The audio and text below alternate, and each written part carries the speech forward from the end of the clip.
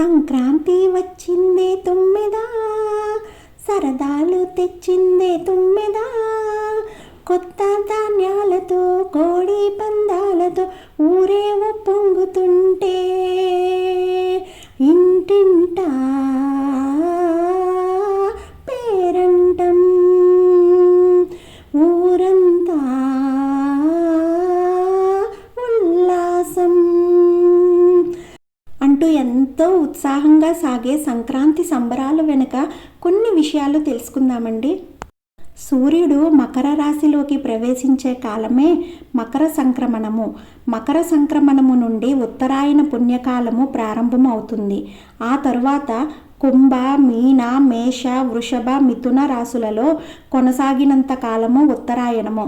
శారీరక పరిశ్రమకు, పూజలకు, సాధనలకు, కృషికి అనువైన ఆవశ్యకత ఉన్న కాలము ఉత్తరాయణము.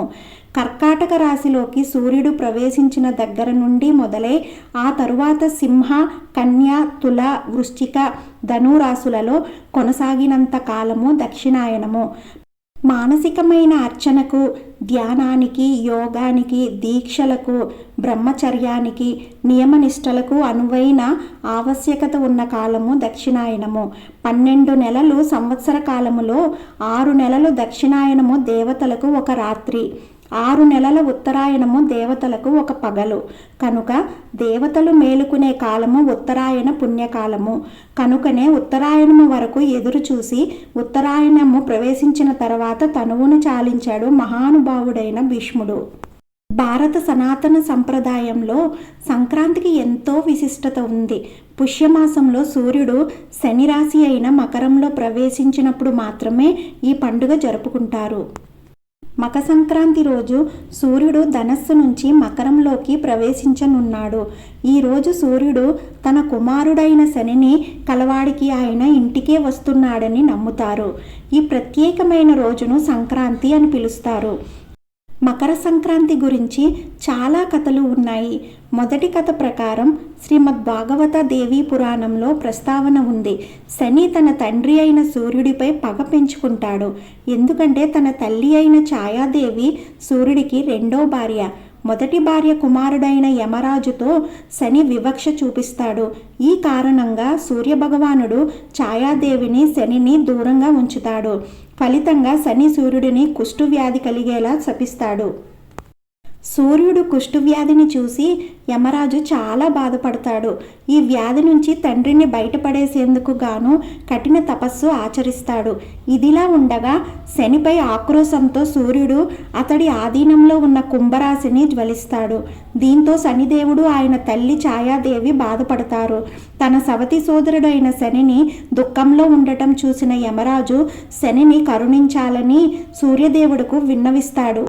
నల్ల నువ్వులతో ఆరాధించడం అప్పటి నుంచి ప్రారంభమైనది. యమరాజు సూర్యుడిని ఒప్పించి కుంభంలోని తన ఇంటికి చేరుకున్నాడు. అక్కడ అంతా అగ్ని ఆహుతై ఉంటుంది. ఆ సమయంలో అక్కడ నల్ల నువ్వులు తప్ప మరేమీ లేవు. ఈ కారణంగా శనిదేవుడు సూర్యుడిని నల్ల నువ్వులతో పూజిస్తాడు. శని ఆరాధనతో సంతోషించిన బాణుడు అతడి అనుగ్రహించి రెండో నివాసంగా మకర రాశిని బహుమతిగా అందచేస్తాడు. అదే మకర రాశి. సంపద, డబ్బుతో విరాజిల్లుతుండేలా ఈ ఇంటిని నింపుతాడు. నల్ల నువ్వుల కారణంగా శని తన కీర్తిని పొందిన కారణంగా అవి అంటే ఆయనకు అమితమైన ఇష్టం. ఈ కారణంగా సూర్యుడు శని ఆరాధన మకర సంక్రాంతి ప్రారంభమవుతుంది. గంగానది భూమిపైకి వచ్చిన పర్వదినం. మకర సంక్రాంతికి సంబంధించిన రెండో కథ గంగా ఆగమనం. మకర సంక్రాంతి రోజునే భగీరథుడు ఆకాశగంగను భూమిపై స్వాగతిస్తాడు. గంగ ముని ఆశ్రమాన్ని అనుసరించి సముద్రంలోకి ప్రవహిస్తుంది. ఈరోజు గంగానది భూమిపైకి వచ్చిందని నమ్ముతారు. కాబట్టి ఈరోజు గంగానదిలో స్నానం చేస్తే పుణ్యఫలాలను పొందుతారని విశ్వసిస్తారు. తన పూర్వీకులకు తర్పణం సమర్పించేందుకు గాను గంగను భూమిపై ఆహ్వానిస్తాడు భగీరథ మహర్షి. ఈ ప్రతిపాదనను గంగాదేవి అంగీకరించి మకర సంక్రాంతి రోజున పృథ్వీపైకి వస్తుంది. గంగాసాగరాల్లో ఈ రోజున ప్రత్యేక ఉత్సవం జరుపుతారు. భీష్ముడి త్యాగం. మకర సంక్రాంతికి మరో పురాణ గాథ కూడా ఉంది. భీష్మ పితామహుడు మహాభారత కాలంలో తన శరీరాన్ని అర్పించాడు. సూర్యుడు మకర రాశిలోకి ప్రవేశించే వరకు వేచి ఉండి భీష్ముడు తన ప్రాణాన్ని త్యాగం చేస్తాడు. సూర్యుడు ఉత్తరాయణం సమయంలో శరీరాన్ని త్యజించే వారి ఆత్మలు నేరుగా స్వర్గానికి వెళ్తాయి. దీని ద్వారా వారి ఆత్మ జనన మరణాల నుంచి విముక్తి పొందుతుంది. శ్రీహరి ఈరోజే అసురులను అంతం చేశారు. శ్రీ మహావిష్ణువు రాక్షసులను అంతం చేయడం ద్వారా యుద్ధాన్ని ముగించినట్లు మకర సంక్రాంతిపై ఓ పురాణం ఉంది. మందార పర్వతం కింద ఉన్న అసురులందరినీ భగవంతుడు అణచివేసి ఈ రోజున దుర్మార్గం ప్రతికూలతకు ముగింపు పలుకుతాడు. మకర సంక్రాంతిని తమిళనాడులో పొంగల్గా, కర్ణాటక, కేరళ, ఆంధ్రప్రదేశ్, తెలంగాణలో సంక్రాంతి అని పిలుస్తారు. ముఖ్యంగా తెలుగు రాష్ట్రాల్లో ఇది చాలా పెద్ద పండగ. సూర్యుడు ఏదైనా రాశిలో పరివర్తనం చెందడాన్ని సంక్రాంతి అని పిలుస్తారు. ఇందులో మకర సంక్రాంతికి ప్రత్యేక స్థానం ఉంది. మకరంలో సూర్యుడు సంక్రమణం చెంది ఉత్తరాయణ పుణ్యకాలాన్ని దారితీస్తుంది. పాడి పంటలు చేతికి రాగానే తమను చల్లగా చూసుకుంటున్న సూర్యుడికి నివేదనగా ఈ పండుగ నిర్వహిస్తారు. మకర సంక్రాంతి నాడు సూర్యుడు ధనస్సు రాశి నుంచి మకరంలోకి ప్రవేశిస్తాడు. అయితే ధనస్సు నుంచి వదిలినప్పుడు కర్మలు ముగిసిన తర్వాత కూడా వివాహం, ఇతర పవిత్రమైన పనులు నిర్వహించబడవు. ఇందుకు కారణం మకర సంక్రాంతికి 3 రోజుల తర్వాత గురుడు అస్తమించనున్నాడు. ఫలితంగా మూఢంగా పరిగణించి వివాహాది శుభకార్యాలకు విరామం ప్రకటిస్తారు. ఉత్తరాయణ పుణ్యకాలమైన సంక్రాంతి రోజున చేయు ఏ దానమైనా శ్రేష్టమైనదని చెప్పబడింది. ధాన్యం, ఫలాలు, విసనకర్ర, వస్త్రం, కాయగూరలు, దుంపలు, నువ్వులు, చెరకు మొదలైనవి దానం చేస్తారు. ఇవి కాక ఈ కాలమందు చేయు గోదానం వలన స్వర్గవాసం కలుగునని విశ్వసిస్తారు. ముగ్గులు, రాళ్ళు రప్పలు లేకుండా ఒక పద్ధతిలో అలకబడిన నేల, మేఘాలు లేని ఆకాశానికి సంకేతం. ఒక పద్ధతిలో పెట్టుబడి చుక్కలు రాత్రివేళ కనిపించే నక్షత్రాలకు సంకేతం. చుక్కల చుట్టూ తిరుగుతూ చుక్కలను గళ్ళల్లో ఇమిడ్చే ముగ్గు ఖగోళంలో ఎప్పటికప్పుడు కనిపించే మార్పులకు సంకేతం. ఎంత పెద్దదైనా చిన్నదైనా ముగ్గు మధ్య గడిలో పెట్టే చుక్క సూర్యస్థానానికి సంకేతం. ఇంకొక దృక్పథంలో గీతలు స్థితశక్తికి, చుక్కలు గతిశక్తికు సంకేతాలని ముగ్గులు శ్రీ చక్ర సమర్పణ ప్రతీకలను శక్తితత్వవేత్తలు అంటారు. ఇక వివిధ ఆకారాలతో వేయు ముగ్గులు విల్లు ఆకారం పునర్వసు నక్షత్రానికి, పుష్పం పుష్యమి నక్షత్రానికి, పాము ఆకారము అశ్లేషకు, మేక, ఎత్తు, పీత, సింహం ఇలాంటివి మేష, వృషభ, మిథున, కర్కాటక రాశులకు 9 గడుల ముగ్గు నవగ్రహాలకు సంకేతాలుగా చెప్పచ్చు. రథం ముగ్గు 3 రోజులతో పూర్తవుతూ అందరికీ ఆనందాన్ని పంచే పండుగను ఘనంగా సాగనంపేందుకు పుట్టినదే రథం ముగ్గు. అందరూ ఒకరికి ఒకరు తోడుంటూ కలిసి సహజీవనం సాగించాలి అనే సంకేతాలతో ఒక రథం ముగ్గు తాడును మరొక ఇంటివారి ముగ్గుతో కలుపుతూ పోతుంటారు. గొబ్బెమ్మలు పెద్ద వయసు స్త్రీలు ముగ్గులు పెడుతుంటే చిన్న వయసు ఆడపిల్లలు ఆవు పేడతో చేసి పెట్టే గొబ్బెమ్మలు కృష్ణుని భక్తురాలైన గోపికలకు సంకేతం.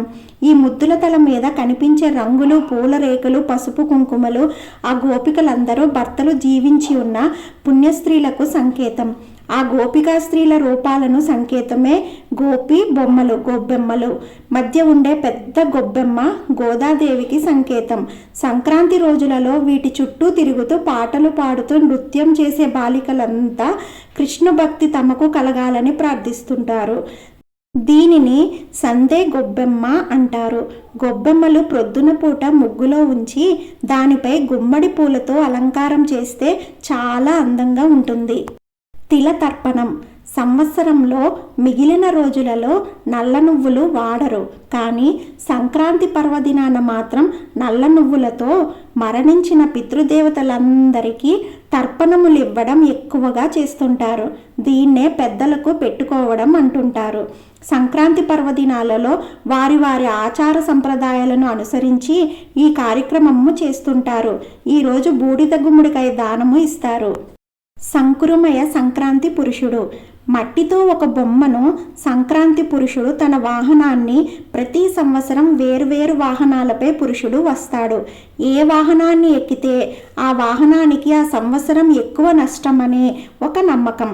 మేళతాళాలను చేసి సంక్రాంతి 3 రోజుల్లో పూజలు చేస్తారు. 4వ నాడు ఈ బొమ్మలను వేలాడదీస్తారు. హరిదాసు. గొబ్బిళ్లతో ఇంటి ముందరి భాగాన్ని అలంకరించి హరిని కీర్తించే భక్తులకు సాక్షాత్ శ్రీకృష్ణుడే హరిదాసు రూపంలో వస్తాడని సంకేతం. ఆయన తల మీద మంచి గుమ్మడికాయ ఆకారంలో గల పాత్ర గుండ్రముగా ఉండే భూమికి సంకేతం. దాన్ని తల మీద పెట్టుకొని ఉండటం శ్రీహరి అయిన తానే భూమిని ఉద్ధరిస్తున్నానని చెప్పేదానికి సంకేతం. హరినామ కీర్తన చేస్తూ రావడం, తను ఏ భోగాలకు లొంగనో కేవలం హరినామ సంకీర్తనకే వచ్చేవాడినని, తనకు తన పర భేదాలు లేవని, అందుకే ప్రతి ఇంటికి తిరుగుతూ వస్తాడనే సంకేతం. గంగిరెద్దు. ముందు వెనకల చెరో ప్రమదునితో శివగణం ఎత్తైన మూపురం శివలింగాకృతిని గుర్తు చేస్తూ శివునితో సహా తను సంక్రాంతి సంబరాలకు హాజరయ్యానని చెప్పే సంకేతం గంగిరెద్దు. ఆవు లేదా ఎద్దు ఇంటి ముందు ముగ్గులో నిలిచిందంటే ఆ నేల ధర్మబద్ధమైనదని అర్థం. జుగోప గోరూప ధరామివ్వోర్విం. దీని అర్థం ఆ నేల ఆవుకి సంకేతం. ఆ నేల నుండి వచ్చిన పంటకు సంకేతం ముంగిట నిలిచిన వృషభం. మీరు చేసే దానమంతా ధర్మబద్ధమేనంటూ దానిని మేము ఆమోదిస్తున్నామని ఇంటింటికి తిరుగుతుంటారు వృషభ సహిత శంకర పరివారం. పవిత్రమైన ఉత్తరాయణ పుణ్యకాలంలో మరణించిన వారు స్వర్గానికి వెళ్తారని హిందువుల నమ్మకం. సంక్రాంతితో ఉత్తరాయణం మొదలవుతుంది. అంచేతే భారతంలో స్వచ్ఛంద మరణం కలిగిన భీష్మాచార్యుడు సంక్రాంతి పర్వదినం వరకు ఆగి ఉత్తరాయణంలో రథసప్తమి నాడు ప్రారంభించి రోజునకు ఒక్కొక్క ప్రాణం చొప్పున వదులుతూ చివరకు భీష్మ ఏకాదశి మాఘ శుద్ధ ఏకాదశి నాడు 5వ ప్రాణాన్ని కూడా వదిలి తనువు చాలించాడు. ఆదిశంకరాచార్యుడు ఈ రోజునే సన్యాసం పుచ్చుకున్నాడు. ఆంధ్రప్రదేశ్లోని సినీ నిర్మాతలు తమ సినిమాలను సంక్రాంతి సమయంలోనే విడుదల చేయడం శుభప్రదంగా భావిస్తారు. పుష్యమాసంలో వైష్ణవ భక్తులు ధనుర్మాస వ్రతాన్ని ఆచరించి సంక్రాంతి పండుగ రోజున గోదా కళ్యాణం జరిపి తమ వ్రతాన్ని పరిసమాప్తి గావించి తరిస్తారు. 3 రోజులు ఆనందోత్సాహాలతో చేసుకునే సంక్రాంతి బంధాలను బలపరుస్తుంది. ప్రకృతి సౌందర్యాన్ని ఆవిష్కరిస్తుంది. సస్యలక్ష్మిని ఆహ్వానిస్తుంది. ఇది మన సంస్కృతి సంప్రదాయాలకు నిలుపుటద్దం. ఆత్మీయతలు అనురాగాలకు నిలువెత్తు నిదర్శనం. ఇది నాకు తెలిసిన కొన్ని విషయాలు షేర్ చేశానండి. ఈ వీడియో మీకు నచ్చినట్లయితే please like, share and subscribe my channel.